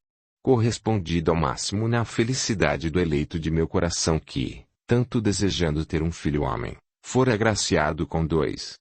O Senhor deve imaginar a minha surpresa terrificante quando, ao acordar no dia seguinte, quando o sol já ia alto, esperando receber o carinho e o devotamento do companheiro feliz e orgulhoso, a me considerar a sua devotada cara à metade, sou surpreendida pela tripla tragédia. Mãe de 2 filhos deformados e abandonada por aquele que, até então, considerava como a base de meus sentimentos mais puros. Foi uma situação desesperadora para mim.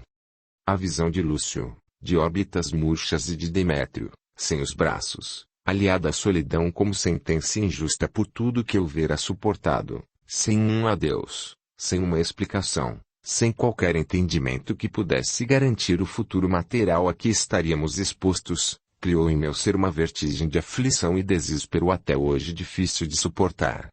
Tão logo recobrei as forças, amparada pela serva que ficara no lar no período da gravidez, pus-me de pé e deliberei convocar Marcos a uma conversa mais direta, enviando-lhe um bilhete através da empregada. Referida mensagem retornou lacrada como houvera sido mandada, com a informação obtida pela serviçal de que Marcos tinha se ausentado já há alguns meses com a filha, como aliás, houvera sido combinado por nós mesmos, depois da morte de sua primeira esposa. Como vê, Marcos não tinha se dirigido para o palácio. Logo imaginei que houvesse tomado o destino da fazenda no interior, o que me causou mais desespero ainda. Vendo o meu estado, a mulher que ali me servira até aqueles dias, acostumada às tragédias tão comuns como a minha nesta cidade sem compaixão, aventou-me a possibilidade do descarte dos filhos junto aos detritos da cidade, o que, ao meu espírito de filha quase enjeitada por pais indiferentes me doía ao coração. Imaginar estes pequenos seres mordidos por formigas, devorados pelos ratos e pelos urubus antes mesmo que estivessem mortos, me arrepiava inteira e a repulsa de meus sentimentos me impediria de agir dessa maneira. No entanto, aventou ela outra hipótese. Falando-me de que não precisaria encaminhar a morte pelo abandono, lançou-me à mente a ideia de doar os pequenos, colocando-os junto à coluna lactária existente no Fórum das Verduras local onde se comercializavam os produtos do campo na antiga Roma, nas margens do rio Tibre, onde os enjeitados são, muitas vezes, encontrados por pais ou mães que desejam filhos sem poderem obtê-los.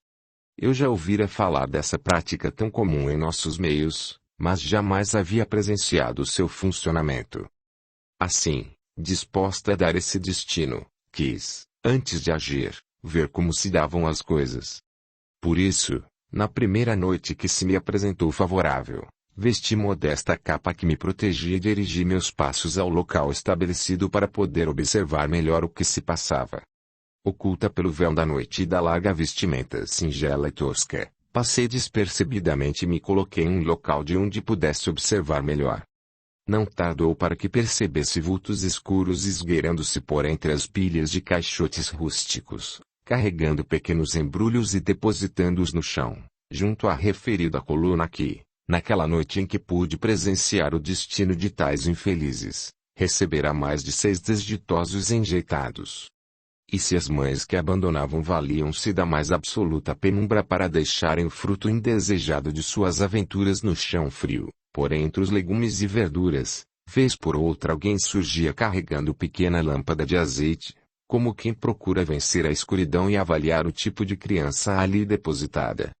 Pude perceber que despiam-na por completo para examinar seu estado geral e, mais de uma delas se viu rejeitada porque, ao que pude presumir, não eram perfeitas na forma ou tinham traços não muito típicos dos romanos, mas se parecendo com rebentos de estrangeiros, com suas características típicas. Ali percebi que meus filhos não teriam qualquer chance. E se o engano ou a escuridão os ajudasse a conseguir um pai ou uma mãe, tão logo clareasse o dia e se constatasse melhor o estado geral, o destino do lixo estaria, certamente, marcando o trajeto que lhes seria imposto. Dispunha-me, assim, a deixar o local, quando tive minha atenção voltada para um gemido que vinha das redondezas. Não parecia um gemido de criança recém-nascida. Era um lamento, um choro triste que cortava com sua melancolia o coração mais duro e indiferente. Acerquei-me para melhor observar e, ao clarambaço do luar, consegui divisar um amontoado de panos que se moviam. A princípio pensei que fosse um malfeitor escondido. No entanto, as suas dimensões eram reduzidas e seu lamento demonstrava dor intensa. Ao me aproximar, ouvi um sussurro que cortou o coração que acabara de trazer 2 seres ao mundo. Uma voz gutural, quase incompreensível, suplicava: água, um pouco de água. Mas a voz não saía como a minha, neste momento. Era um lamento, uma petição envolvida por lágrimas e dores de quem está desistindo de viver. Encorajada pelo sentimento materno, me acerquei ainda mais e pude ver que se tratava de uma criança que pedia ajuda. Naquele momento, não pensei que tipo de criança seria, se era sadia ou doente.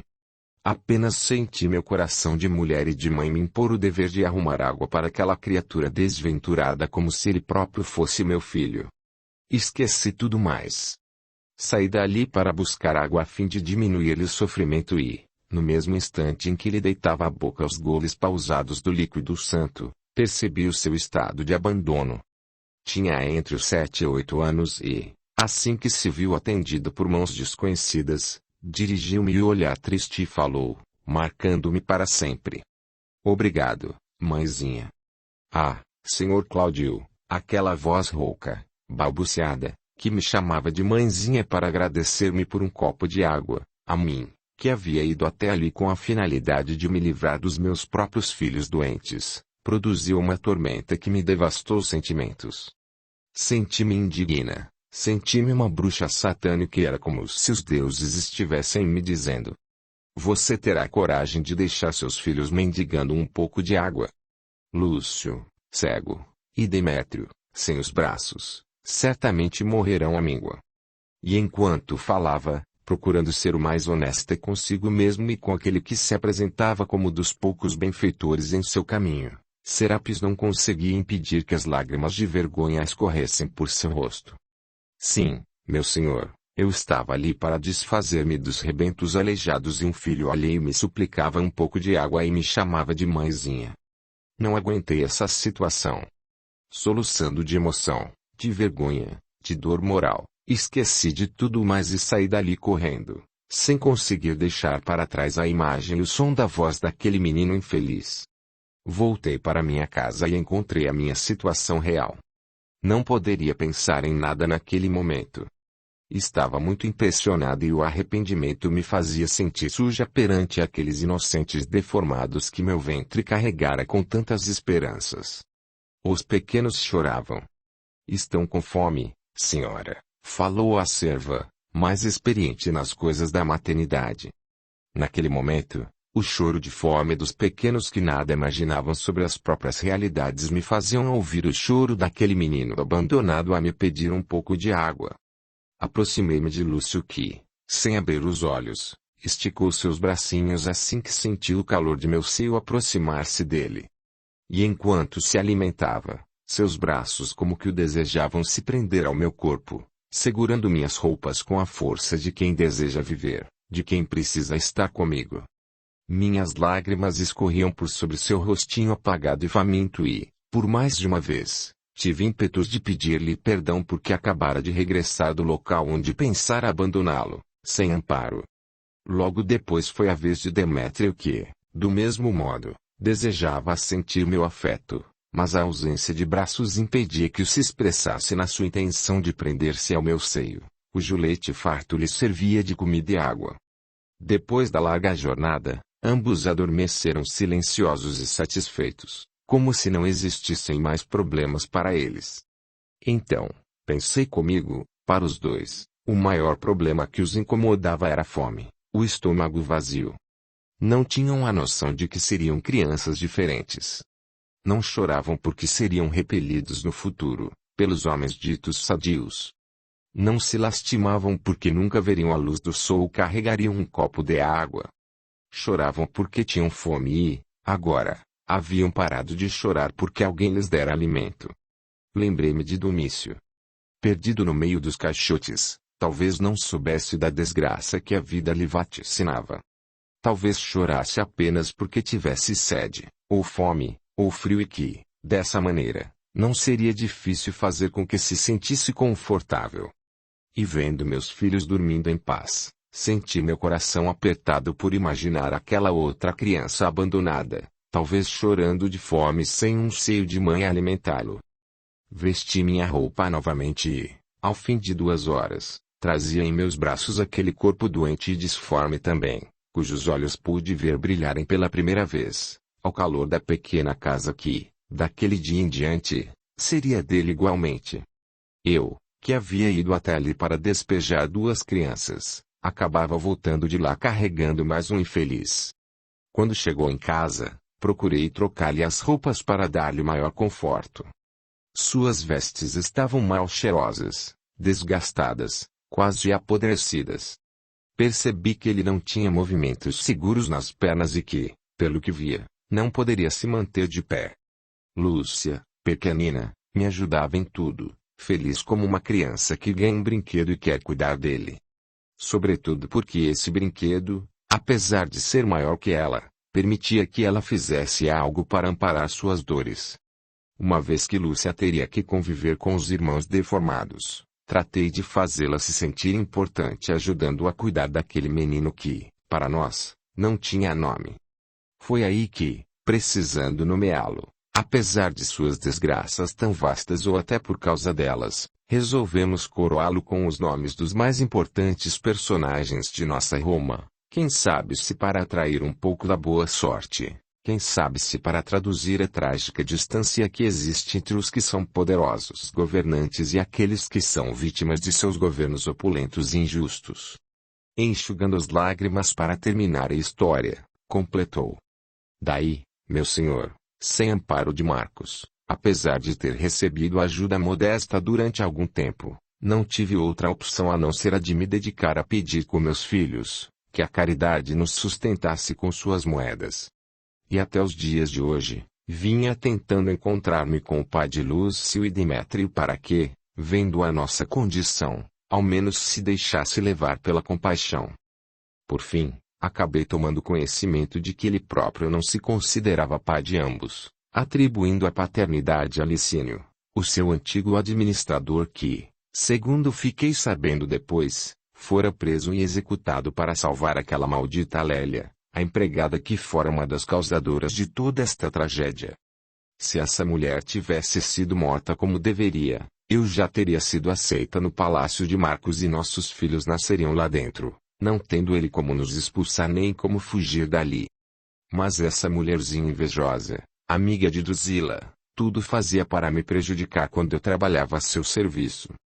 Era daquelas que bajulavam a patroa e lhe contava tudo, sempre procurando fazer intrigas.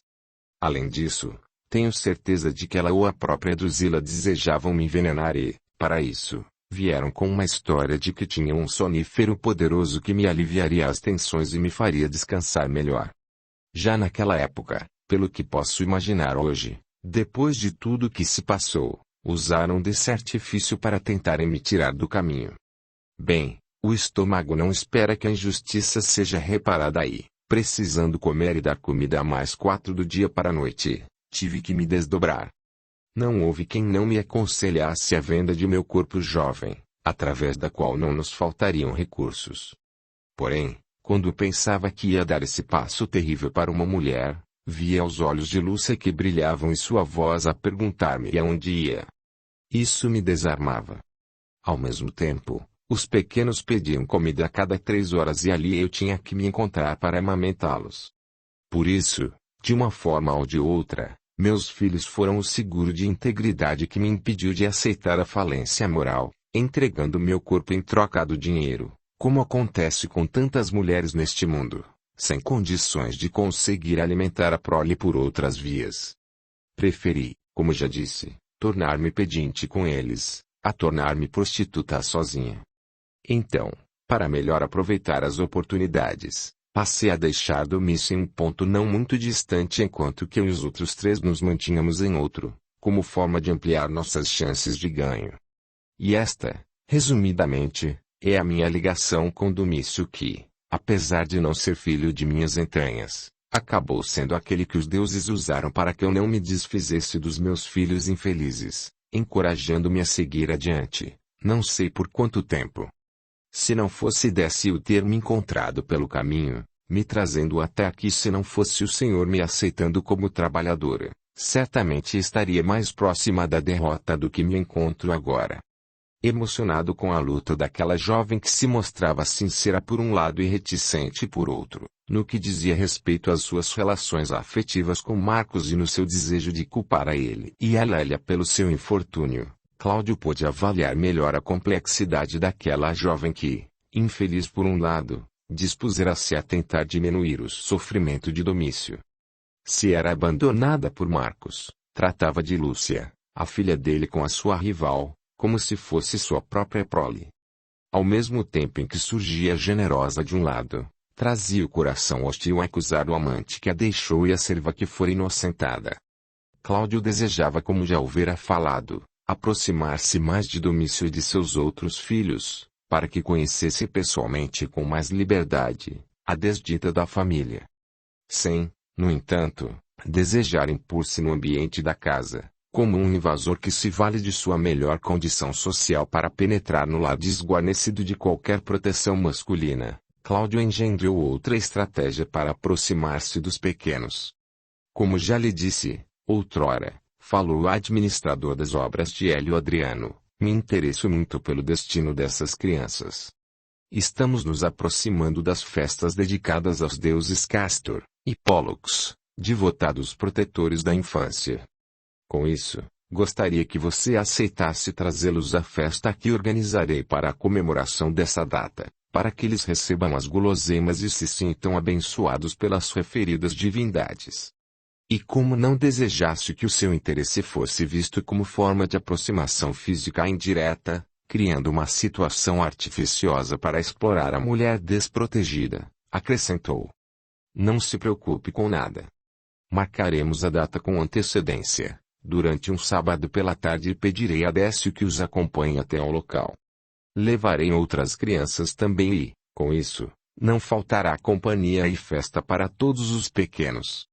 Ora, meu senhor, disse Serapis, constrangida com o convite, eu já sou muito feliz com o emprego e com a ajuda em alimento que tenho recebido. Não acho justo pesar ainda mais nas suas preocupações. Meus pequenos estão felizes com a proteção que têm recebido do Senhor e de Décio e, em verdade, para todos nós, vocês têm sido nosso Castor e nosso Pólux, vivos. Eu não desejo que você decida pelos seus filhos, Serapis. É para eles que faço o convite. Quanto a você, só lhe resta, como mãe preocupada, acompanhá-los para que se vejam vigiados pelo olhar atento e carinhoso da genitora. E não pretendendo perder a chance com as escusas formais da mulher agradecida, deu por encerrada a conversa, dizendo: tudo está decidido, então, Serapis. Décio a procurará para falar dos detalhes e informar a data. Quanto à festa em si, É algo muito simples e que tem por finalidade levar alegria aos pequenos infortunados que encontro sempre pelas ruas. Não é algo que faço só para os seus filhos. Costumo-se fazer isso sempre pelos pequenos e, por isso, todos os anos, aproveito essa oportunidade para festejar oferecendo aos nossos deuses respectivos a alegria dos pequenos como oferenda da minha gratidão. É um compromisso que assumi desde há muito tempo e, para não perder as graças generosas dos deuses gêmeos, não posso deixar de dar-lhe continuidade.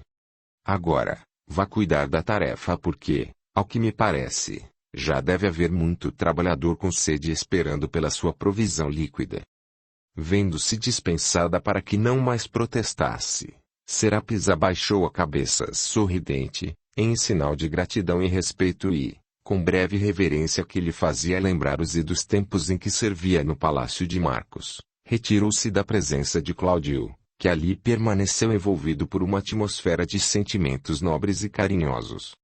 Como acontecia ao coração generoso de Cláudio, interessado pelas crianças perdidas de Roma, aquela seria a oportuna ocasião de aproximar-se pessoalmente da família de Serapis, sem que isso pudesse ser considerado um ato deliberado para conquistar-lhe o coração.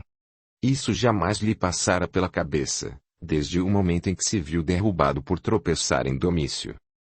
No entanto, agora, com a convivência com a jovem e conhecendo-lhe as lutas pouco comuns nas mundanas moças daquela época, Cláudio não poderia negar a si mesmo uma certa emoção que lhe acelerava o coração quando se via na presença de Serapis, emoção essa que ele insistia em combater através da distância ou do exercício da autoridade que, sem humilhar a ninguém, o fazia sentir a distância que havia entre eles.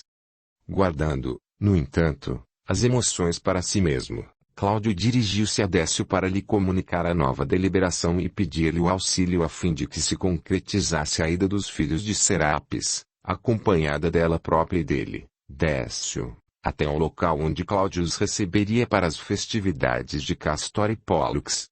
Pretendia o jovem, além de Serapis e dos filhos, trazer para a comemoração aquelas mesmas crianças que se encontravam nas ruas e que pilhariavam com ele, sempre a dizer que ele estava construindo uma ratoeira, entre as quais estava Fábio, o seu funcionário, agora sem aquele emprego de proteger Domício que, sem mais necessitar ser usado como isca para a caridade fria dos homens, permanecia em casa, protegido da curiosidade e do descaso agressivo das pessoas. Fábio, no entanto, ainda o servia em pequenas coisas, de tal maneira a se manter na folha de pagamento de Cláudio, ostentando orgulhosamente o título de seu empregado. Fábio e mais alguns meninos seriam chamados também a participar da distribuição de doces e pequenos presentes. 11. A história de Décio. Naquele período do Império Romano, prevaleciam as leis que proibiam a associação de pessoas para a defesa de seus interesses ou para a realização de atividades comuns. Desde os remotos tempos de Augusto, os governantes romanos temiam que toda associação acabasse evoluindo para um embrião de rebeldia, porquanto desde então, os dirigentes públicos já sabiam que, sozinho, o indivíduo se vê inibido, mas, acompanhado, se fortalece e se torna mais arrojado. Assim, leis múltiplas proibiam qualquer tipo de agremiação coletiva, excepcionadas, por óbvios motivos, aquelas cuja finalidade não é de proceder aos cerimoniais fúnebres. Houve ocasião em que um devastador incêndio na capital de uma de suas importantes províncias fez o seu governador pensar em estabelecer uma corporação de 150 bombeiros fixos, os quais teriam combatido o fogo com eficácia, impedindo que mesmo assumisse as proporções catastróficas como assumiu, mas foi desautorizado pelo imperador à época, por considerar preferível o risco do incêndio nos prédios ao risco de incêndio político que tal medida pudesse acarretar aos interesses romanos. As atividades coletivas, muitas vezes, impunham aos seus integrantes a associação informal e não declarada, fazendo suas reuniões em lugares não públicos, furtando-se das vistas das autoridades. Desde Trajano, o governo romano fazia vistas grossas a muitas dessas agremiações, apesar da proibição legal, pois seria impossível policiar todo o império, todas as casas, todos os lugares sob o domínio da Aiga Imperial para coibir a reunião de pessoas. Assim, desde então, os governantes se limitaram à política da aplicação rígida da lei quando a sua infração fosse constatada ou quando qualquer delação ou denúncia levasse a milícia romana ao foco agremiativo. Com os cristãos as coisas não eram diversas. Depois de Nero que, na sua insanidade, fizera as perseguições cruéis que todos conhecemos, o movimento inaugurado por Jesus na longínqua Palestina se ampliava, principalmente, entre os desfavorecidos e miseráveis do mundo. Todavia, as administrações posteriores à de Domício não se empenharam em uma luta devastadora contra os seus adeptos, levando-os aos circos quando eram flagrados nas atividades associativas proibidas, a maioria das vezes como condenados comuns, como indivíduos punidos por delitos variados, entregues à sanha da multidão que sempre pedia mais e mais sangue nos espetáculos. Os cristãos continuaram a ser encarcerados e mortos, num processo intimidatório, mas desde Trajano, o antecessor do imperador Adriano, essas perseguições ou punições aconteciam quando, por denúncias ou flagrantes, eram encontrados reunidos ilegalmente ou se constatava serem adeptos da malfadada doutrina que, com seus estatutos morais representava um atentado à tradição paga dos romanos mais antigos, uma verdadeira ameaça às tradições orgulhosas e altivas dos herdeiros de Remo e Rômulo. Para se protegerem de tais riscos, os cristãos entre si estabeleceram uma senha que servia de identificador da sua condição religiosa, seja traçando o símbolo de um peixe em alguma superfície, com duas linhas curvas que se cruzavam antes da extremidade, para formarem a cauda, seja se valendo do gesto que indicasse a cruz do sacrifício, desenhada com a ponta do dedo sobre algum local ou mesmo traçada no ar, com a mão espalmada, indicador de que tais pessoas eram adeptas da nova fé. Com isso, os cristãos mais simples se saudavam e declinavam a sua condição de seguidores do Nazareno, o que lhes facultava o ingresso nos locais onde os fiéis à nova fé se uniam em preces e exortações evangélicas. Por ocasião do governo de Adriano, a religião cristã, graças ao punho de milhares de adeptos e milhares de vítimas, ia penetrando em todos os ambientes da grande cidade, tornando-se uma prática que se misturava lentamente aos usos clandestinos não só dos verdadeiros cristãos, como também de muitos romanos, curiosos diante de uma doutrina que reconheciam capaz de suportar tantas perseguições infundindo tanta coragem nos seus seguidores. Atraídos por tal realização inusitada naquele meio coletivo, muitos romanos passaram a se dedicar ao estudo sigiloso, à frequência esporádica a algumas reuniões, levados por amigos, por romanos verdadeiramente convertidos. Além desses, os cidadãos que sofriam de inúmeros problemas passaram a ver nas orações cristãs uma fonte a mais a que se poderia melhorar como forma de se conseguir uma melhoria diante dos próprios problemas. As tradições ancestrais eram um conjunto de ritos frios e vazios, ou os deuses de pedra, sempre a esperar oferendas materiais ou fidelidade canina de seus adeptos, deixavam a sensação de indiferença e distância na alma do aflito que os procurasse. Deuses dos poderosos, dos opressores, da guerra, da vida dissoluta, naturalmente não poderiam infundir à alma aflita a confiança que se busca num foco de esperanças ou de luzes. Já as reuniões cristãs, simples e despojadas como era da essência do próprio cristianismo primitivo, eram a expressão da esperança verdadeira, da solidariedade mais pura, onde famintos e miseráveis, libertos e até mesmo alguns escravos se tornavam um único corpo, orando com um único objetivo, auxiliando-se reciprocamente, expondo seus sentimentos e conflitos a um único Deus e o amado mostre, na condição de embaixador do Altíssimo. Os cânticos singelos irmanavam seres nas mesmas lágrimas e de certa maneira, todos os que buscavam esse consolo carregavam consigo dores íntimas que os aproximavam reciprocamente, não prevalecendo em tais ambientes as posições sociais, os títulos de nobreza e as tradições do patriciado romano. Aliás, para se furtarem a qualquer compromisso constrangedor, próprios romanos importantes que aceitassem comparecer a essa reunião tipicamente de pobres e estrangeiros, faziam-no travestidos de pobres e ocultos por vestes que não lhes denunciassem a condição de nobreza ou de superioridade social. Apequenavam-se em túnicas do povo, Ocultavam joias ou quaisquer atavios usados sempre como sinal de importância ou realce pessoal. Os dirigentes anônimos dessas reuniões não eram doutores ou homens cultos em letras, segundo as tradições pedagógicas prevalecentes naquela época.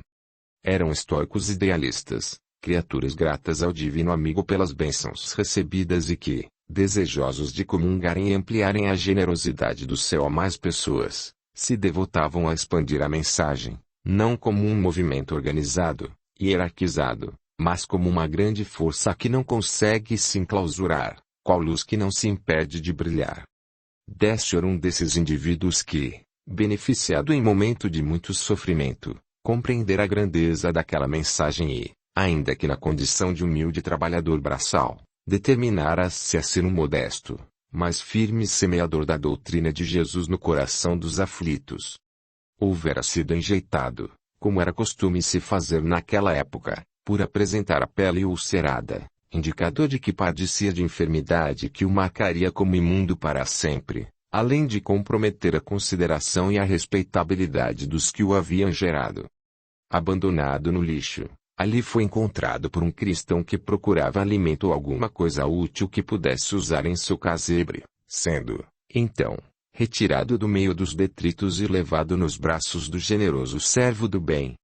Identificado com a criança, Policarpo passou a dividir com o pequeno doente o pouco alimento que conseguia, fazendo com que o menino doente fosse recuperando o vício e, incluindo-o nas suas orações diárias, inoculou no espírito do filho por adoção a chama da fé verdadeira, dessa que não precisa de dinheiro para revelar-se no bem, dessa que não espera melhores condições para si mesma, dessa que nunca está cansada para seguir mais adiante, desde que seja para atender a dor ou secar uma lágrima. Policarpo era daqueles que, tendo conhecido as diversas faces da miséria, delas assimilar aos ensinamentos, desprezando a melancolia, a tristeza, o abatimento. Assim, com tais valores nobres, modelou o caráter do filho a que deu o nome de Décio e que passou a ser aquele que o seguia por todos os lugares. Diante dos infortúnios dolorosos que vitimavam a criança, na enfermidade que comprometia a sua epiderme, Policarpo não tinha uma palavra de queixa ou uma frase de insubordinação ante a vontade do Criador. Sabia o devotado servidor da verdade que cada um tinha que enfrentar seus percalços e que Deus jamais se equivocava. Por isso, tanto carinho demonstrou com aquele que retirara do lixo e a tantas misérias humanas Policarpo se devotou, pela felicidade de seus irmãos de sofrimento que, escutando-lhe as preces em favor da criança, mãos luminosas, em certa noite de oração, se fizeram visíveis no pequeno casebre onde viviam os dois e, para espanto do improvisado pai que se prostrara de joelhos, encantado, o pequeno garoto, agora já com seus 7 anos de idade, foi tocado em suas chagas purulentas e teve a saúde recuperada. Igualmente impressionado com a luz suave e brilhante que se materializara no interior da casinha, Décio não sabia entender o mecanismo daquelas ocorrências, mas, à medida que as mãos luminosas o tocavam, exclamava impressionado: Paizinho, suas orações, Paizinho. Seus pedidos, Paizinho. A dor está passando, veja, Paizinho. Jesus ouviu nossas preces. E chorava emocionado, enquanto ia relatando ao pai que seus padecimentos iam diminuindo tão logo a luz o acariciava. Depois que pairaram sobre o menino, dirigiram-se sobre a fronte de Policarpo e, como a bem dizê-lo, posicionaram-se uma sobre a testa do genitor adotivo e a outra penetrou-lhe o peito, afundando-se como a buscar o íntimo do coração, expungindo-o de toda angústia, de qualquer sentimento de preocupação ou de aflição. Policarpo, genuflexo, chorava emocionado diante da demonstração de tamanha generosidade e, falando em voz alta, agradecia como podia, ressaltando a sua miséria e seu demérito. Luz bendita, falava ele, graça te dou pela bondade que não mereço, mas que se compadece dessa criança para que ela seja, não mais uma enferma no mundo dos doentes, mas um sadio homem de bem a serviço da bondade. Obrigado, 1000 vezes, obrigado. Falava Policarpo sem conseguir conter o pranto diante da grandeza daquela ocorrência. Seu coração, visitado pela luz intensa, se fizera uma fortaleza de confiança e de vontade de amar a toda a humanidade, enquanto que sua mente, a partir daquele momento, se tornara uma lúcida fonte de ensinamentos e reflexões, a facultar a todos os que o escutassem a palavra inspiradora e a compreensão espiritual a respeito das verdades do Evangelho. Qual a ocorrência conhecida como Pentecostes, a Policarpo também fora concedida a inspiração superior, naquilo que os antigos cristãos denominavam dom, que mais não era do que o afloramento das suas capacidades mediúnicas, transformando-se em um veículo de entidades superiores que, através de seu desprendimento, de sua generosidade, de sua carinhosa solicitude, passariam a tornar mais luminosas as mensagens espirituais, no conforto das criaturas que as buscassem. Roma necessitava de mais semeadores e, à época em que Décio era menino, poucos se aventuravam na entrega tão integral quanto Policarpo se dispunha a entregar-se. Assim, a partir daquele instante, como que se sentindo despertar para as realidades mais transcendentes, Policarpo passou a vislumbrar no ambiente pobre do casebre, mais do que as mãos luminosas que pairavam na penumbra do ambiente. Aos seus olhos, uma forma luminosa e indefinível foi surgindo de tal maneira brilhante que Policarpo não conseguia divisar os detalhes das linhas que a formavam. Seus olhos, pouco acostumados a visões angelicais naquele ambiente de grotescas criaturas, se deixou perder no doce hipnotismo daquele instante, sem cogitar qual a origem daquela visão rutilante e irreconhecível. Em um instante, o mundo perdeu todo o seu sentido. Já não havia nada mais marcante do que aquele ser cujos contornos pareciam a expressão de estrelas reunidas, dando-lhe a forma difusa da qual brilho vivo e ao mesmo tempo suave emanava em todas as direções. Apenas as mãos se viam perfeitamente definidas a pairarem no ar ambiente. Roma já não significava nada. Nem a dor, nem a fome, nem a miséria, nem sua pobreza, nem o imperador, nem todo o império tinham qualquer significado diante daquele ser inesquecível que, apresentando-se assim, irradiava um sentimento de bondade que jamais fora exprimido em todos os discursos sobre o bem que os homens tivessem proferido em toda a terra. Policarpo, no entanto, não se achava digno de uma visão de tal magnitude, deixando-se confundir em sua inocência por pensamentos que questionavam se ela real ou se era fruto de uma alucinação ou uma loucura enfermiça. E, sem ousar emitir qualquer palavra, seu pensamento discursava para si mesmo. Não, Policarpo, isso não pode ser verdade. Você é um traste. Essa alma generosa não pode ocupar-se de alguém tão miserável. E enquanto ia nessa direção, o dono do casebre viu as mãos de luz dirigirem-se até o pequeno Décio, que continuava paralisado de emoção diante das mãos luminosas. Tocando-lhe o peito como fizera com Policarpo, o menino voltou a dizer para o pai adotivo, ainda confuso diante de tal ocorrência: Paizinho, que luz é esta? Meu filho. Deve ser um anjo de amor que se ocupa de gente inútil como nós por causa da compaixão que nutre por você, querido, respondeu o pai, em lágrimas. Voltando-se para sua direção, Policarpo escutou em seu íntimo, que as palavras precisassem ser pronunciadas. É preciso ser puro como uma criança para entrar no reino de Deus. Vocês são filhos bem amados também. A seara é grande e os trabalhadores, escassos. A ambos, cada um a seu tempo, estão confiadas tarefas junto ao grande rebanho dos aflitos.